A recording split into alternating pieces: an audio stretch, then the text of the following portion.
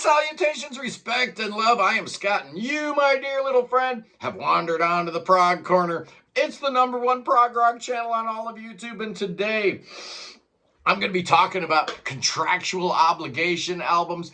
Yeah, when the men in the suits are making the artistic decisions, usually things don't work out so well. So today I'm going to be spotlighting 20 albums that came out as a result of, things other than what they should have come about from, which is artistic creativity and, an artist's muse and all that kind of stuff. No, these are albums created by lawyers and whatnot, but not all of them, right? We are not going to be talking about the Rolling Stones' 1970 single, Sock Cucker Blues. First of all, I'm not going to say the real name of the song, and second of all, it's just a single to try to get them out of their contract with Decca. They had seen the Rolling Stones leave EMI and start Apple, so Rolling Stones wanted to do the same thing as the Beatles did. And, I was doing some research and I saw a lot of people talking about REM's New Adventures in Hi-Fi. That is not a contractual obligation album. That is just the first album after a big old contract they signed with Warner Brothers. At the time, it was the largest contract ever, $80 million. Worst contract ever because they just put out a bunch of garbage albums after they got paid, that's for sure. But here are the 20 contractual obligation albums that Satan himself had a hand in, and at numbers 17 through 20. It's Miles Davis, man, back in 1956. Miles was trying to get out of his contract with Prestige. He'd been working a little bit with Columbia, and he wanted to go full-time, sign that big contract with them, but he had like 4 records left that he had to do for Prestige. So back in 1956, he recorded 4 albums.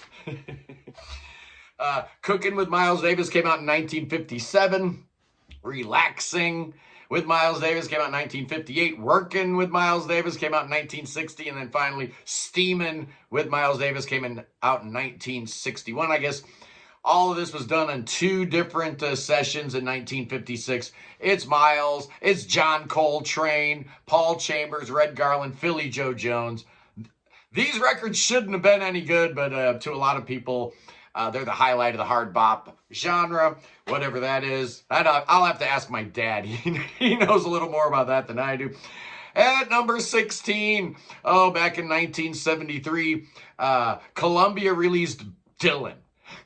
It was behind his back. He'd already assigned a new record label with Asylum. So, Columbia was just looking to cash in, and they took songs from Self-Portrait and New Morning, 2 albums from 1970, some outtakes and whatever. Dylan had nothing to do with this album. He was pissed off that it came out, and it's got no original songs. They're all cover songs. Not good. If I did a Dylan ranking, that one would be real close to the bottom.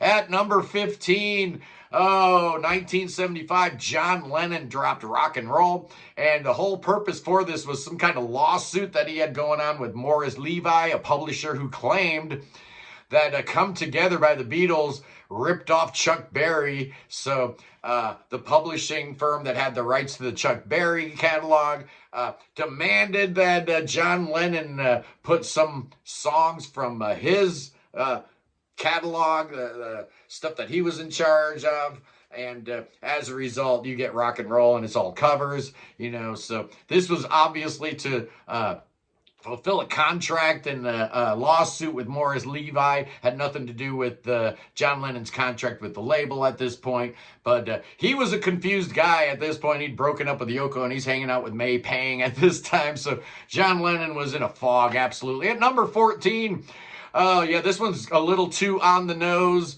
1980, Monty Python's final album was the Contractual Obligation album. Charisma demanded one more album from this guy. These guys, Graham Chapman, John Cleese, Eric Idle, Terry Jones, Michael Palin. We love Monty Python, and that was great. They called it the Contractual Obligation album. That's pretty cool. At number 13, one of the more famous Contractual Obligation albums came about from a rift between Prince and Warner Brothers. Prince had seen like Madonna get this huge contract, and he's like, hey, what about me, man? What about me? And they They didn't want to give him the money that he thought he was worth, so he started writing the word slave across his forehead. Shortly thereafter, he changed his name to an unpronounceable symbol, but he owed Warner Brothers one more album, so in 1996, he drops Chaos and Disorder, a terrible album. It's just awful. Yeah, there were some really bad Prince albums in the 90s, but this one was terrible. His next album would be self-released on his own label called Emancipation, so I guess you can kind of see where Prince's head was at. Yeah, they buried the hatchet later, but that symbol was pretty cool, actually. I kind of liked it. At number 12, here's a different kind of contractual obligation album. It's Marvin Gaye and Here My Dear, 1978. Marvin's having some problems with Berry Gordy's daughter, Anna. And I guess it's like a divorce going on.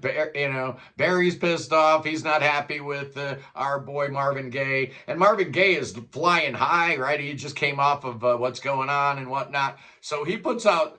this album was actually supposed to be just like a piss take, right? It was just all this stuff, this angst and anger towards Anna Gordy, and it actually turned out to be a masterpiece, man. Marvin Gaye was so good at this point, he could put out a record that was supposed to be crappy and it actually turned out great. I love Here My Dear. Yeah, some of the lyrics are a little, but it's a great album. I adore it. But yeah, that was a different kind of lawyers telling Marvin to put a record out. At number 11, here's another one that's got a dubious, origin story. It's Heart and Magazine, their second album that dropped in 1977.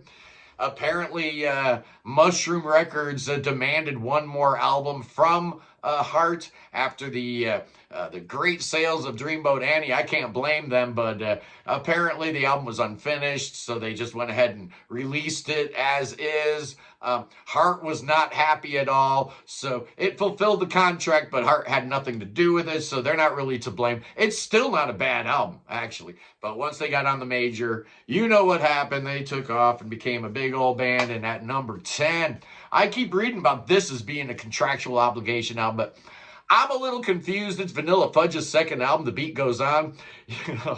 What a cool album cover. What a weird album, because their first album, which dropped also in 68, had that big old hit, Keep Me Hanging On. So their manager, Shadow Morton, something like that, he decided that he wanted to do like a Frank Zappa, Music Concrete, experimental thing with a lot of sound tapes and noise and stuff like that. It's a weird album, and apparently this is not a contractual obligation in that their third album, Renaissance, was also on Atco, but I believe I read that they had a management deal with this cat, so they had to put it out to get him out of their system. But Vanilla Fudge would be a spent force anyway. At number 9, possibly the best contractual obligation album of all time. It came out in 1980, and it's Scary Monsters and Super Creeps from David Bowie. Yeah, David thought he was done with RCA, right? He thought he had fulfilled his contract. He put out a double live album,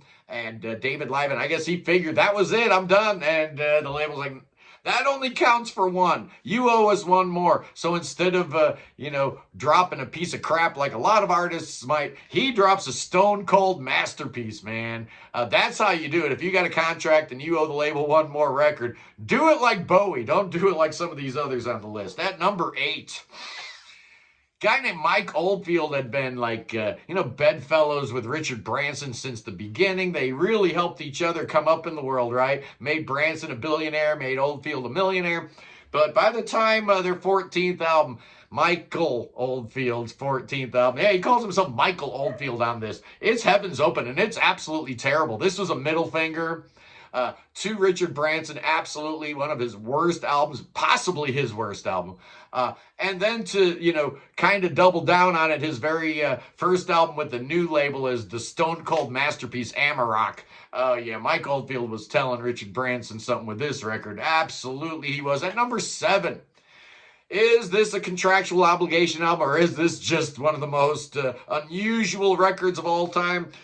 It's Lou Reed and Metal Machine Music, 1975, his 5th solo album for RCA.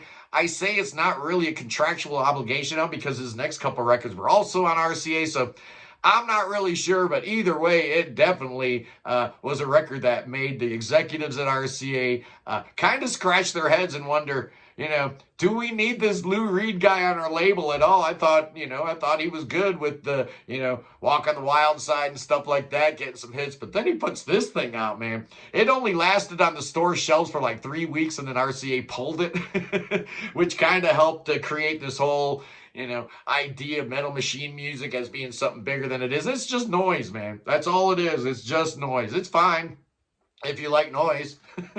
I like music myself, so whatever. At number 6, let's talk about Jimi Hendrix. And yeah, the Jimi Hendrix Experience had run its course, but Jimmy's contract had not, right? The Experience had broken up, but he still owed the label one more record. Capitol's like, hey, man, give me that money, and they demanded a record. So in time-tested fashion, we went ahead and put out a live album. That's how you do it. That's how you beat that thing. Put out a live album, and he put out Band of Gypsys in 1970 with a brand new band, Billy Cox, Buddy Miles. Fantastic album. Yeah, one of the best Contractual Obligation albums ever. At number 5, another good one. Todd Rundgren, the ever-popular Tortured Artist Effect. This album came out in 1982, and it was one of the final albums for Bearsville Records. I guess Todd wanted to move on with Warner Brothers, but he had to put out that one more record. His next album, Acapella, actually was on Warner Brothers, but used the Bearsville numbers for some reason. I don't really know why, but this is a really good album, and it's probably best known because it's got that song, Bang on the Drum All Day, a song that may or may not be about masturbation. At number 4, it's Camel and the Single Factor from 1982. This was done because Andy Latimer was, really trying to figure out what Camel was going to be. All the original members were gone, and Andy Ward was going through a whole bunch. So Decca was pressuring Andy to have some hits. So these are all like shorter songs. Some people really like this album. I think it's terrible. To appease the men in the suits, only to be fired 2 years later after Stationary Traveler. They got the axe anyway. So why appease them? Do what you want. Don't listen to the A&R guys, man. They don't have your best interests at heart. They absolutely do not. At number 3, it's the Alan Parsons Project and the Sicilian Defense. Oh yeah, this is one where they were actually not trying to fulfill a contract to get to a new label. They were actually fulfilling an old contract to get a new contract with the same label. And A&M acquiesced. They said, okay, you fulfilled your commitment with the Sicilian Defense. We're not going to release it. It did eventually see the light of day in 2014, but this thing was recorded in 1979 specifically so that they could get done with their first contract so they could move on and make big money. And, the label was not completely disappointed because we did get records like Turn of a Friendly Card and Eye in the Sky after that contract was signed, Ammonia Avenue. So they did pretty good. It wasn't a horrible deal for anybody involved. But what was horrible was that Sicilian Defense. Terrible album, awful at number 2. Let's go to the Bahamas and Emerson, Lake and Palmer and Love Beach. Yeah, this was absolutely a Contractual Obligation album. Nobody in the band wanted to do an album, but Ahmet Ertegun over there at Atlantic demanded it, so they decamped to the Bahamas, Compass Point Studios, and Emerson was in the middle of his cocaine binge, and nobody wanted to do. It's actually not that bad an album, but it's got Contractual Obligation record written all over it. Nobody's heart was in it. Imagine if these guys wanted to record Love Beach, how good it could have possibly been, but that's a whole nother matter. And at number 1 for Contractual Obligation albums, I'm going with Frank Zappa and Läther. 1977, he was going through a big old dispute with his old manager, Herb Cohen, and Warner Brothers, having a dispute with MGM Verve about the old Mothers of Invention catalog. And so Frank said, hey, I'm just going to put out a 4-album set and call it a day. Well, it never saw the light of day. Well, it did eventually, but Warner's balked, and I guess the story goes that Frank ended up going to a record, some radio station and playing the whole thing, and making the record company executives really, really upset. Obviously, all this material has seen the light of day, and it's just an amazing, amazing record. Läther, it's, I guess it's pronounced Läther. It's that A with the 2 dots over it. I guess he's making fun of the way Swiss people speak German. It's a joke I don't understand, but whatever, man. Frank Zappa, peak Frank Zappa, absolutely. Oh, what were they thinking? That Läther should have absolutely come out in 77. But that's it, boys and girls. That's a wrap up of the albums that the devil made an artist do. The devil in the three-piece suit. I love you guys. Peace in the Middle East. Free the Ukraine. Free Tibet. Free your mind. Free beer. Free Willie. Free everybody. And God save King Chucky. Save him. You know he needs some saving. Absolutely. That cotton picker needs to come to America and dance with some snakes. He needs to dance with snakes. Oh, yeah, he does. The snake dance is going to do him a whole world of good. Absolutely. Maybe Frank Zappa should have danced with some snakes. Maybe that would have helped his mercury poisoning. Anyway, boys and girls, I love you. I'll see you this Sunday when we are going to be welcoming Derek Moore from Nectar into the house, and we talk about the 10 best Nectar songs. That's Sunday, 11 a.m. Eastern, boys and girls. I'll see you then. Peace.